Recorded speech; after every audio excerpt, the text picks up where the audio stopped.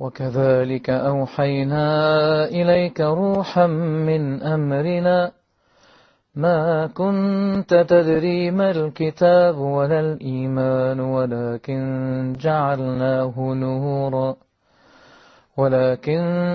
جعلناه نورا نهدي به من نشاء من عبادنا وإنك لتهدي إلى صراط مستقيم صراط الله الذي له ما في السماوات وما في الأرض ألا إلى الله تصير الأمور.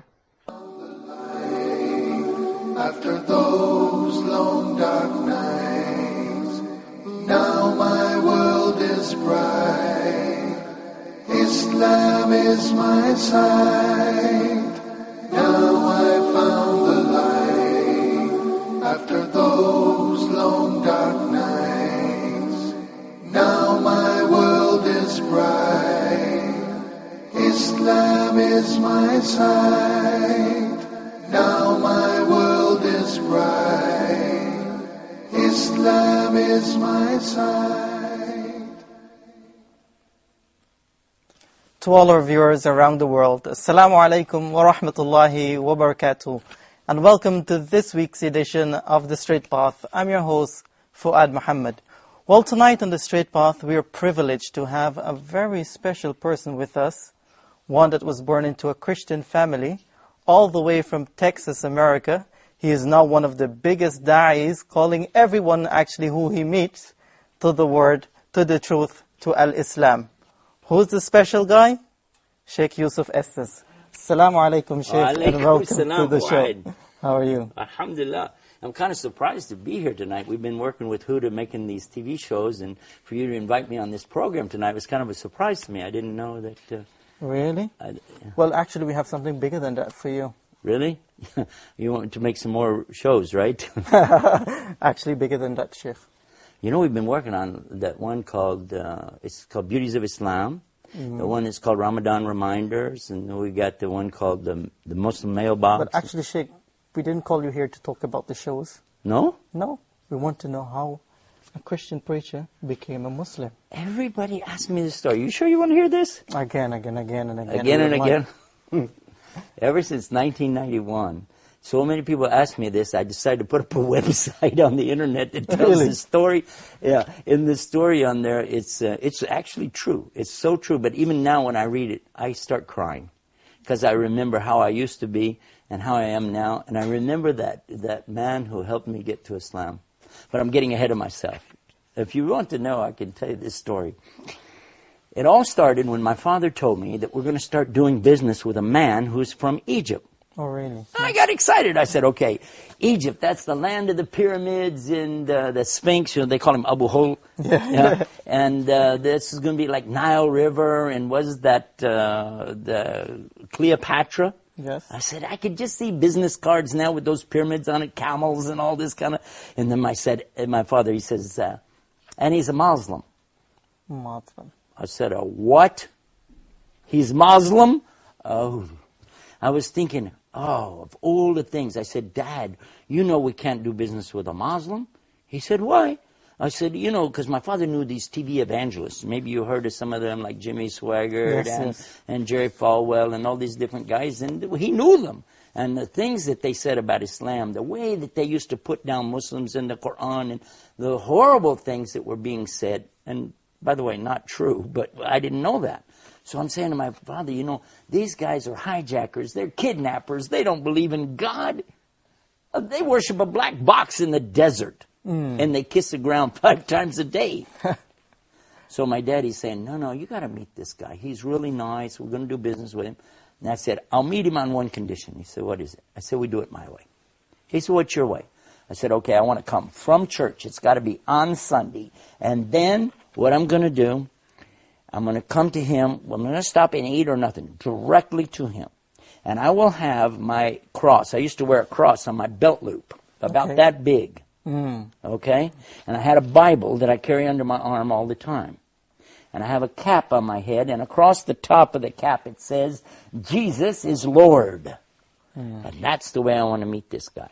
Well, my dad said, okay, Sunday it is. Okay. We had a store in the mall in a place called Grand Prairie, Texas. And so in the store, we go to meet him on Sunday, you know. Now, I was ready for this guy, and I imagined, what's this guy going to look like? You know, he's going to be wearing one of those long white robes, and he's going to have a big outer garment thing, what they call a bisht over that, and he's going to have a turban on his head, and he's going to have an eyebrow that goes all the way across from one side to the other, a huge bushy beard that he'll have, and a big sword that he's going to be carrying. I think I was looking for somebody that's a cross between Attila the Hun and the Ayatollah Khomeini. I had no idea. So when my father took me in, I was nervous, you know. Here, I'm going to meet this guy.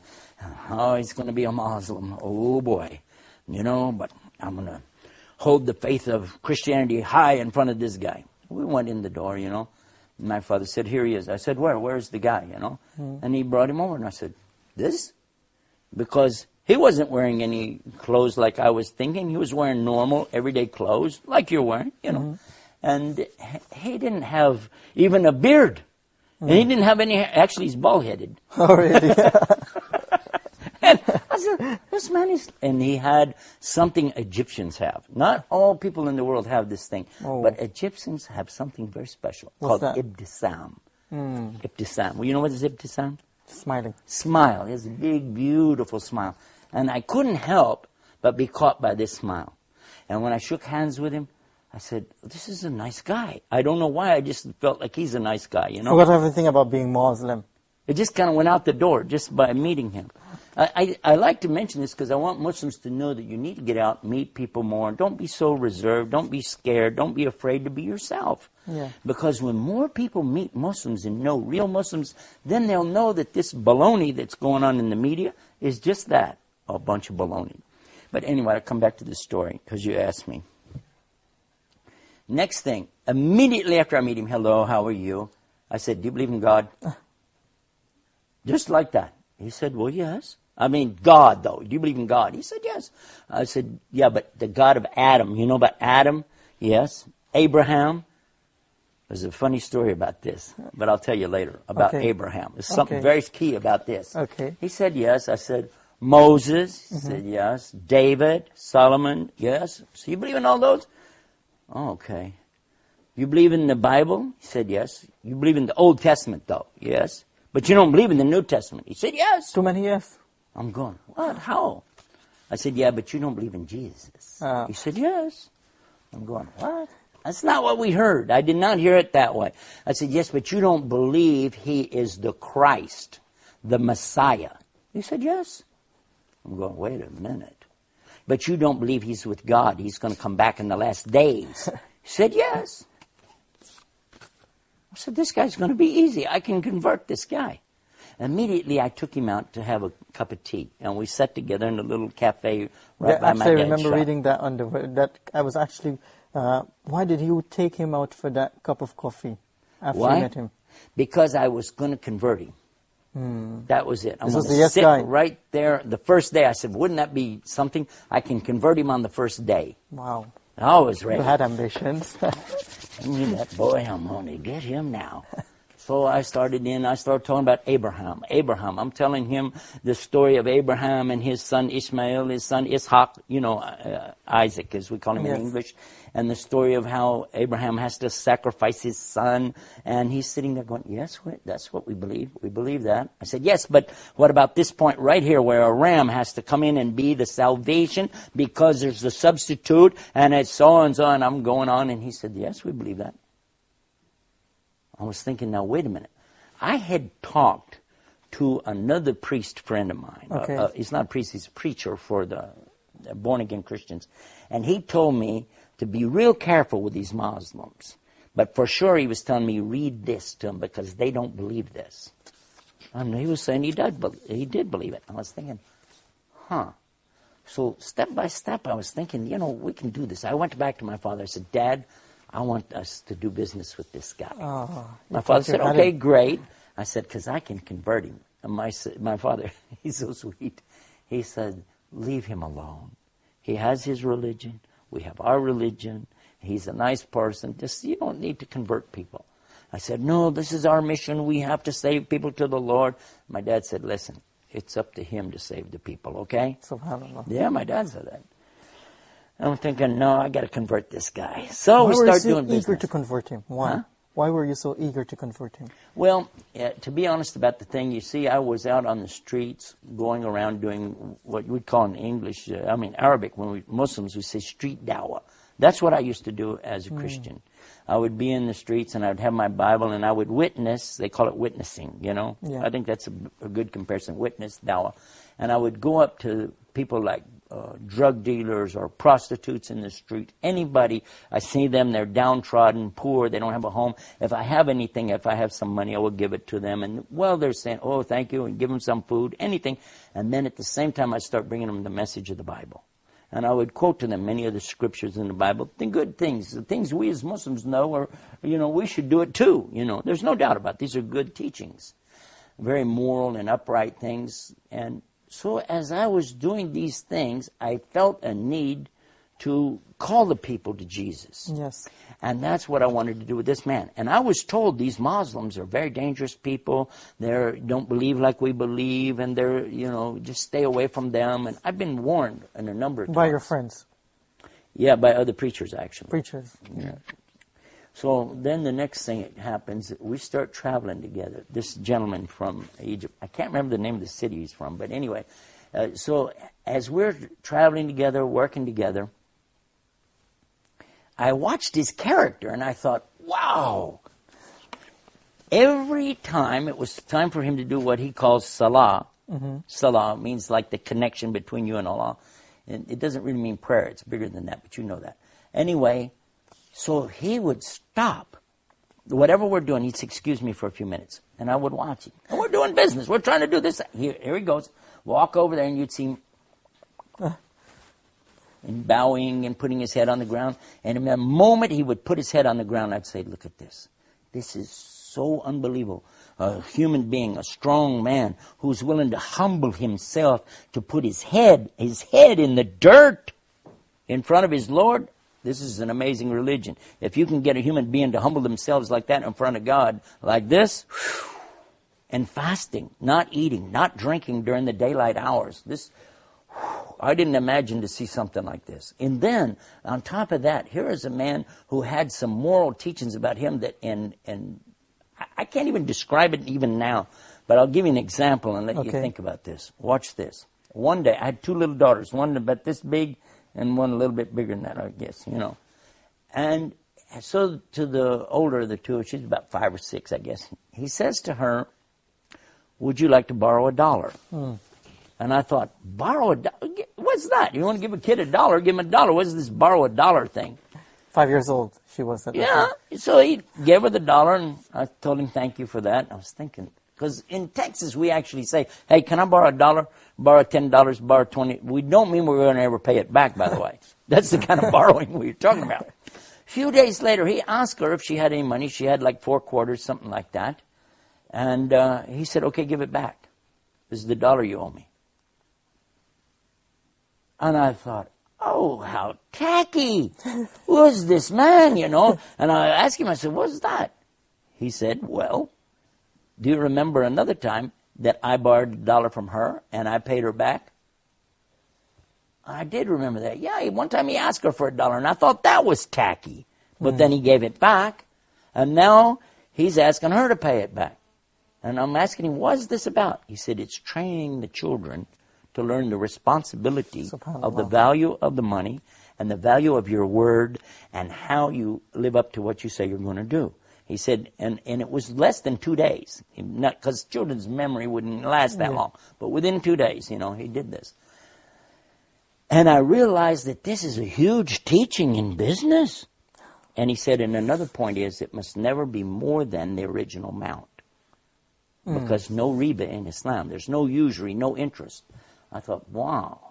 I said, let me watch this guy a little bit more, Step by step, I watched his character. And then one time we would go to these like flea markets and things like that, put out these tables with stuff. I get a lot of stuff that is outdated merchandise. The dates on it are so close, no store would sell it because it's going to expire. In the United States, it's a big deal, you know. So if the date's going to expire within 2 or 3 days, nobody would want it, you know. But you could sell it at the flea market. And it's what we had. So I have the table lined out with stuff. You know, a lady came and she started to buy some things. And he reached under the table and was giving her things from under the table. I said, what are you doing? He said, I'm giving her this. I said, look, this has got 4 or 5 more days than this. Give her this stuff. He said, I can't do that. It's not my religion. I said, what? He said, this stuff here has only got 1 day left. Now, this stuff here has more days. I said, but that's why we put it up there. He said, that's not for me, okay? He said, you can do it. I don't want to do that. I said, okay, do whatever you want to do, you know. He was an amazing man. And I kept thinking, you know, if we get this guy in Christianity, we're going to make him a saint right away. Maybe even an angel. So you still wanted to convert him? Huh? You still wanted to convert him? Of course! What part of the story are you missing here? Hello? That's my goal. I haven't thought about anything else. So then, another strange thing happened. My friend, the other preacher, he used to carry this big cross. He would bolt it together. It was about 14 foot long.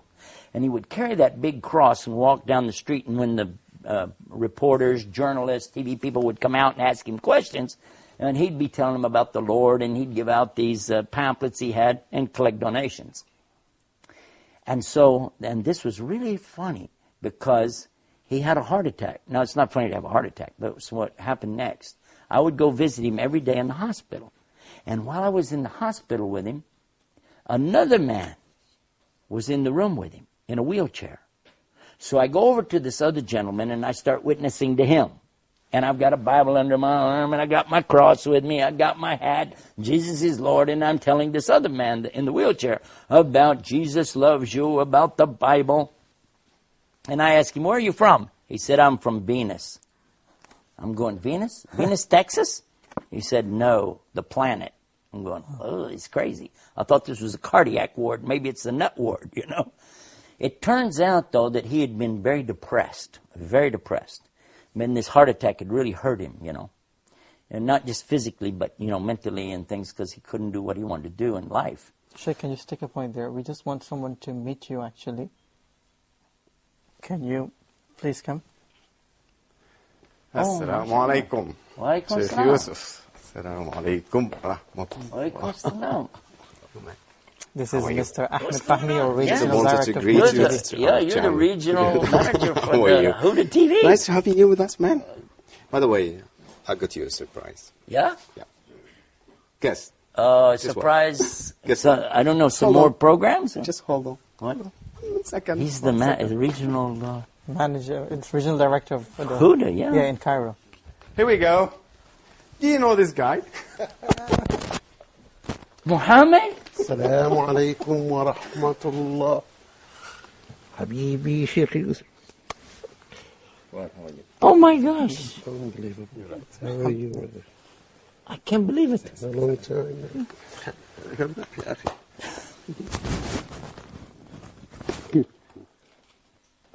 How are you, man?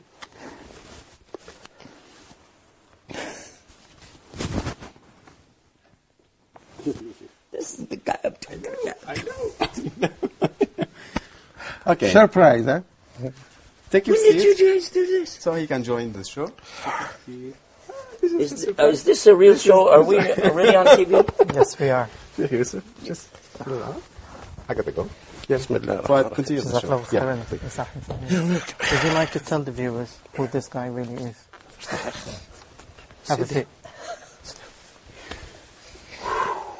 It's been a long time. How are you? Alhamdulillah. How about you?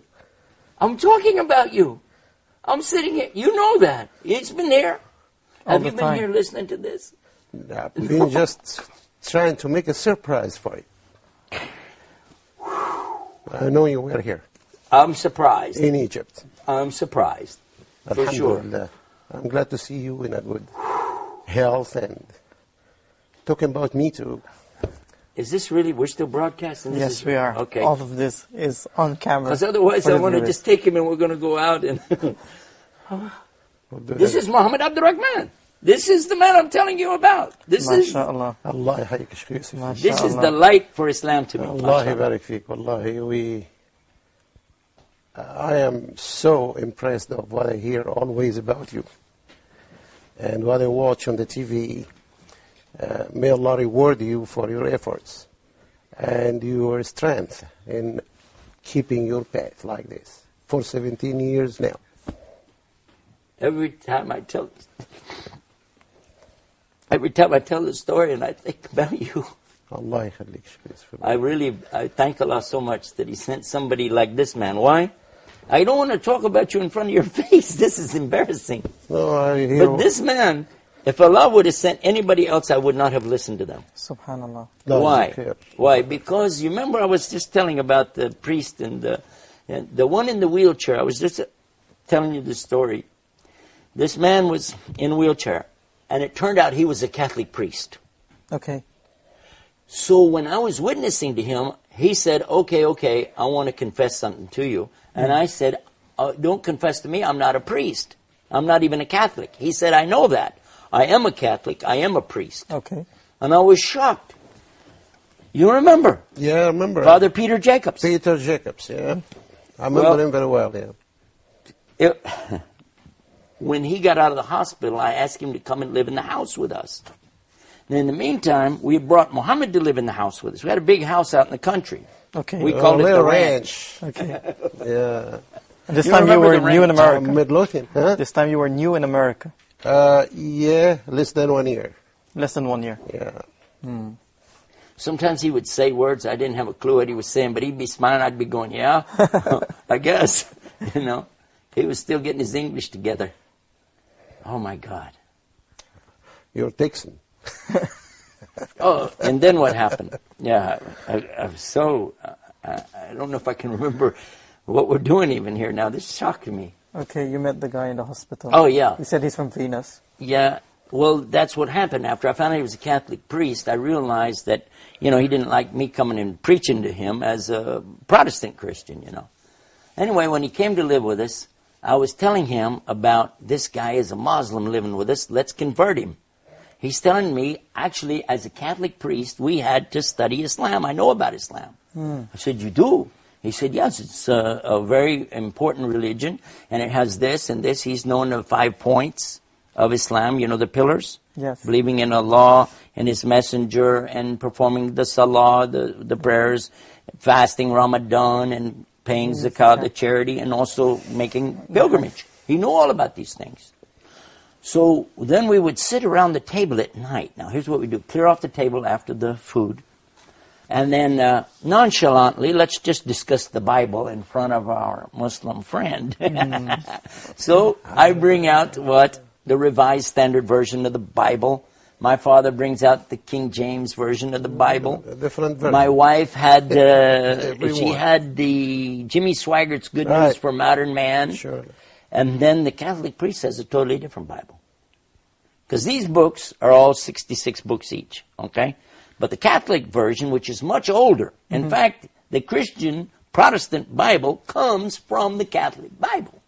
But the Catholic Bible has 73 books. What happened to the other 7 books? Nobody knows. Anyway, here we are. We're talking about which book. No, my book. No. And my book says in it that the Malik James, the King James Version, is having grave defects. It needs to be retranslated.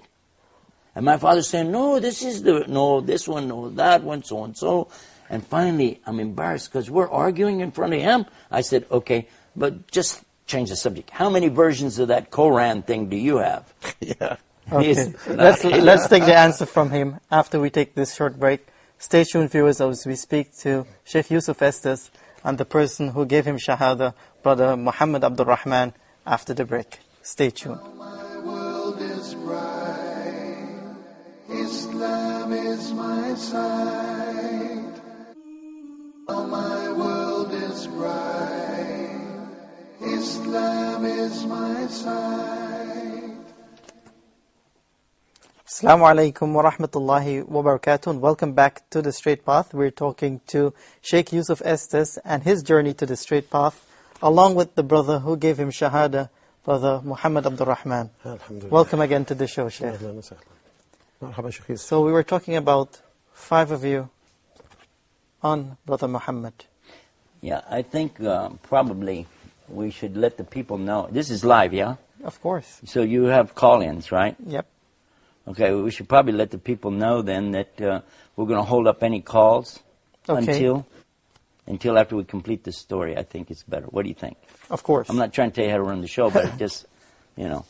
So the next thing that happens, you see, after the Bible, Quran thing, because he says the Quran only has one version. And there we are. We're here with all these different versions of Bibles. He's saying Quran is only in Arabic anyway. You can have all the versions you want in translation, and they're not Quran. None of us would ever consider somebody gives you a Islamic ruling from a translation of Yusuf Ali. No way. would never accept that, right? I agree. But if you look in the Quran and you see something clearly said, this is haram, this is halal, permitted, or something is forbidden, okay, then that's fine. So he's saying there's only one version of Quran, it's in Arabic language. And I felt like, okay, that was a dumb argument. I wish I had never brought that one up. So the next time we're sitting around, okay, let's go this way. I have another idea. Okay. In the meantime, my preacher friend has already told me, I talked to him on the phone, I went to his house, he said, stay away from that Muslim. Stay away from them, and whatever you do, if he brings that book, that Quran book, don't touch it.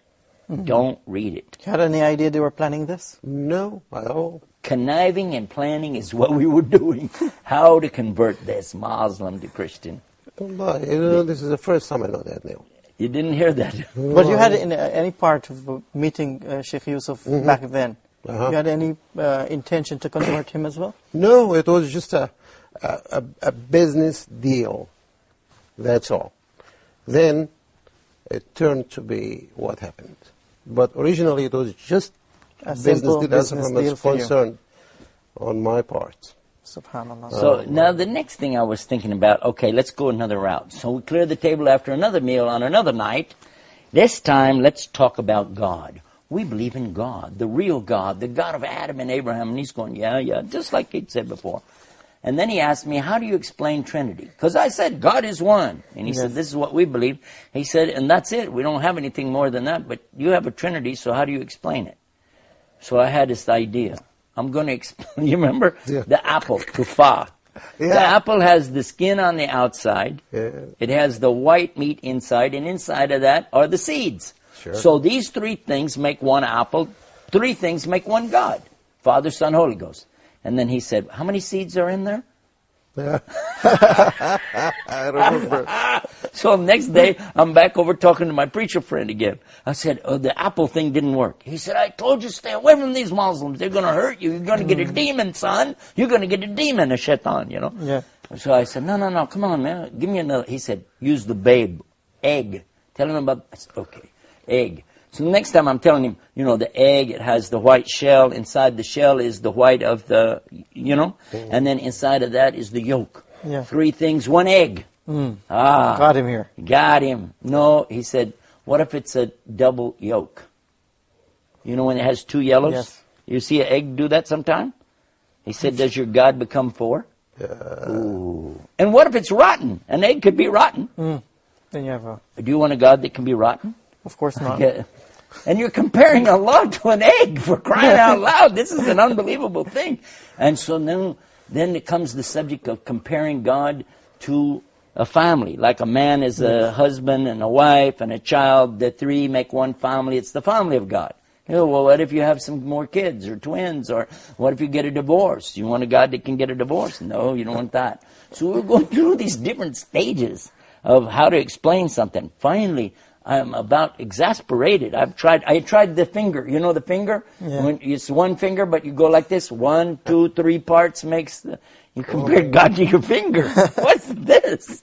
SubhanAllah. Trying everything possible. Yeah, and then finally, the water. You've heard of the water one, right? Yeah. The water is like this. Water is 3 things. It is a liquid, it is a gas when it's a vapor, when it becomes steam, and also it's a solid when it freezes. 3 things, all in one. Except what? They can't be all 3 at the same time. Oh, yeah, that's right. to So now what will you do? How will you so finally I'm going to throw it back on him.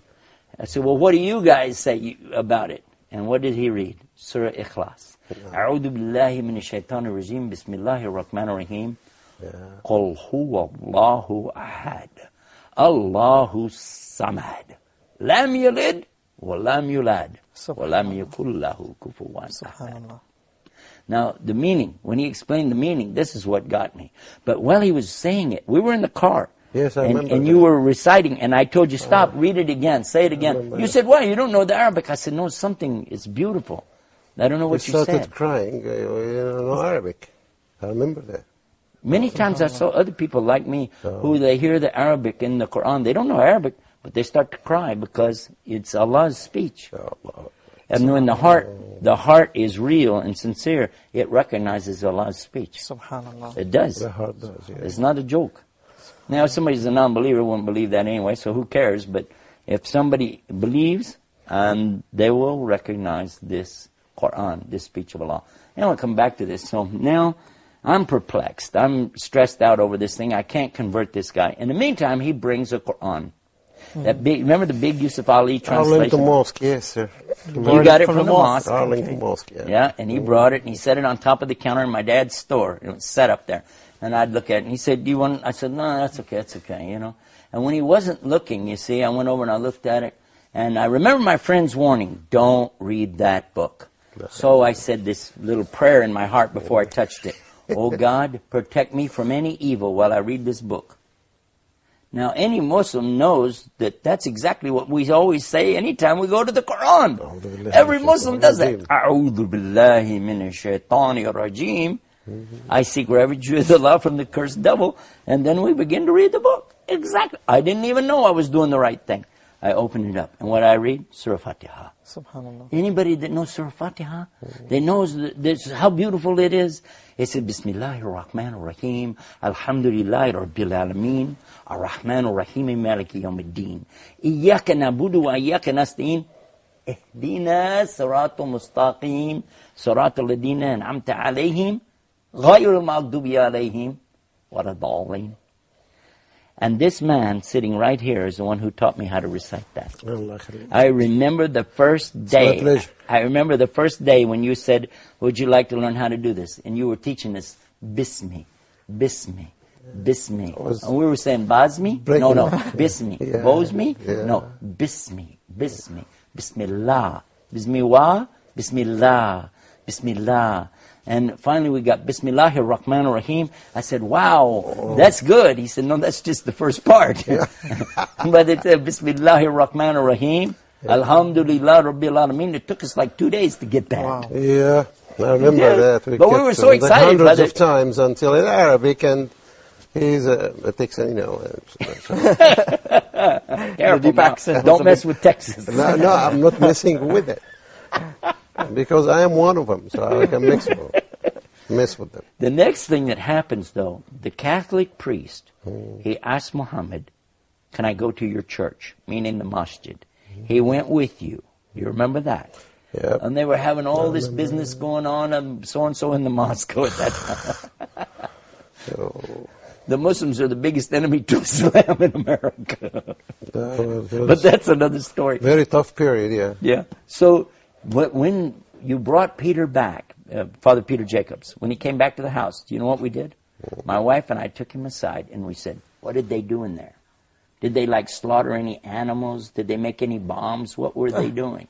He said, no, they came and they stood, and they were bowing, prostrating on the ground, sitting, and then they left. I said, that's it? He said, that's it. Salatul Subh. They just came and prayed and left. That was it. So I said, And all this time you had no idea? No, that they are doing something in my, behind me.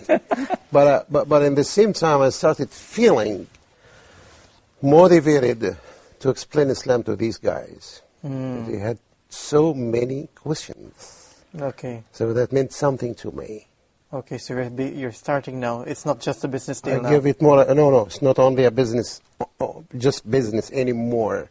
It became just something else together with the business. What was the point? Changing that intention that you really wanted to tell them about Islam? Well, every time we want to just close that file of religious debates and comparisons and all this stuff, which sometimes never ends and might create problems and difficulties and hardships, even amongst the good people if they are ignorant. But I notice that these people are not ignorant.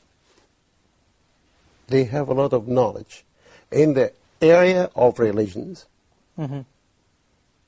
So actually it became a matter of the picture of Islam in their eyes. They're talking so much about it. And then I had to just start getting them the right picture. SubhanAllah. And just become clear. MashaAllah, you did an conscious. excellent job. Allah is khair. So, okay, go ahead, sir. Well, I was just thinking that when we took that priest aside and we were asking him, what do they do, what do they do? And he was telling me nothing, they just prayed. And I said, what kind of music did they have? And he said, they didn't have any music. I said, like, remember, I'm a music minister. That's my job in the church. I said, how can you worship God without music? So, I didn't know anything about Islam. Really, I didn't. I thought I knew something. I didn't know anything.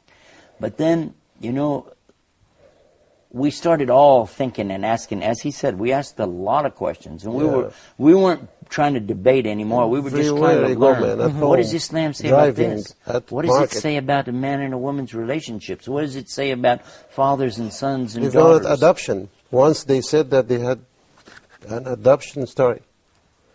So many things. But then the Catholic priest asked you again to go the next week. Right. Yeah. This time they didn't come home until very late at night. And when they came home, here the priest, he got out of the car. You got out. I recognized you right away. But who is this guy with you? Because he was wearing a long white dress. He had a pillbox cap on his head. I said, what did you do? Did you become a Muslim? And he said, Ashhadu an la ilaha illallah, Ashhadu Muhammad Rasulullah. So look at this. A Catholic priest becomes a Muslim. Now here I am telling my wife about this at night. We were just about to go to bed. Yeah. I was all excited. I was, and I'm telling her, look, this Catholic priest became a Muslim. What are you thinking about Allah, the Quran, so and so? She said, I want a divorce. I said, huh? She said, I want a divorce. I said, why? She said, a Muslim can't be married to a Christian. I want a divorce. I said, wait a minute. Whoa, I didn't say I want to be a Muslim. I will never be a Muslim. No. Don't worry about a divorce. Besides, Muhammad told us a Muslim woman can't be married to a Christian man. Yes. But if I became a Muslim, we could still be married. It's the Muslim woman that can't be married to the Christian man. Mm-hmm. She said, that's exactly what I'm talking about. I want to be a Muslim. I said, what? I wasn't ready for that. And then I said, wait a minute. Hold on, there's good news here. Because I really did like Islam. I didn't know how to tell anybody. I wanted to say, I couldn't. So I said, okay, I too wish to be a Muslim. That's the good news. I'll be a Muslim too. She said, I don't believe you. I said, no, I'm telling the truth. She said, no, you're a liar. I said, I'm not lying, I'm telling the truth. She said, you're either a liar right now, or you were a liar 5 minutes ago when you said you didn't want to be a Muslim. Either way, you're a liar. I was shocked. I said, what am I going to do? So I went downstairs. Actually, she was throwing me out of the house. And I was thinking, how did she throw me out of my father's house? I went down and I woke you up. Oh, she was throwing you out of the house? She was, yeah. Wow. And I went down and got you. That's when we walked around that night. Yes. Walked all of those back roads, all through Midlothian. You remember? Yeah, the ranch. Until the sun started coming up. And I'm asking him a million questions. Mm-hmm. And finally he said it like this. He said, it was a beautiful thing he said. It's not between you and me anymore. It's not between you and your father. My father was a minister, by the way. He said, it's not between you and your wife. This is between you and your Lord. You need to go talk to him. And he let me go. And he went off to pray Fajr. And I went off and I put my head on the ground in the same direction I'd seen him do that. And I said, let me do what he did. And with my head on the ground, I said these words, oh God, guide me. And when I lifted up my head, I knew I needed to be a Muslim. I went in the house. I went upstairs. I made a shower. I came down, and in front of this man right here, and that Catholic priest, I made my shahada. I said, Ashhadu an la ilaha illallah, Ashhadu an Muhammad Rasulullah. A few minutes later, my wife comes down with hijab on her, and she did the same thing. She made her, and a couple months later, my Yeah. dad accepted Islam. Yeah, And before she Grandpa. died, my stepmother accepted Islam. And my children grew up as Muslims. So Allah this khayr. one man right here, wallah, may Allah accept it from Allah him. yakhallik. Allah accept from him. Allah yajzik Okay, This I have a man question is for you, brother. responsible Yes, for brother. all of us. Actually, the telephone was going crazy, so we Tfaddal, have to tfaddal, take ahlan some wa calls sahlan. now. Ahlan wa We have sahlan. Brother Mahmoud from Egypt. Assalamu alaikum, Brother Mahmoud. Go ahead. وعليكم السلام ورحمة الله وبركاته. وعليكم جزاكم الله السلام. خير. All Sheikh Yusuf, Sheikh Muhammad, جزاكم الله خير. أهلا وسهلا يا I'll أخي. be quick as possible to let people the chance. I want something that I want your opinion about. I have someone who is Catholic from Memphis, USA. I just had a small story with him. He just asked me once on the internet. He asked me if I'm a Muslim, and I said yes. He asked me a strange question. He asked, when you take over the world, can I still be Christian and pay jizya? And I told him, why do you say that? Because he said, because I know this is the fastest growing religion, and you're all going to take over the world.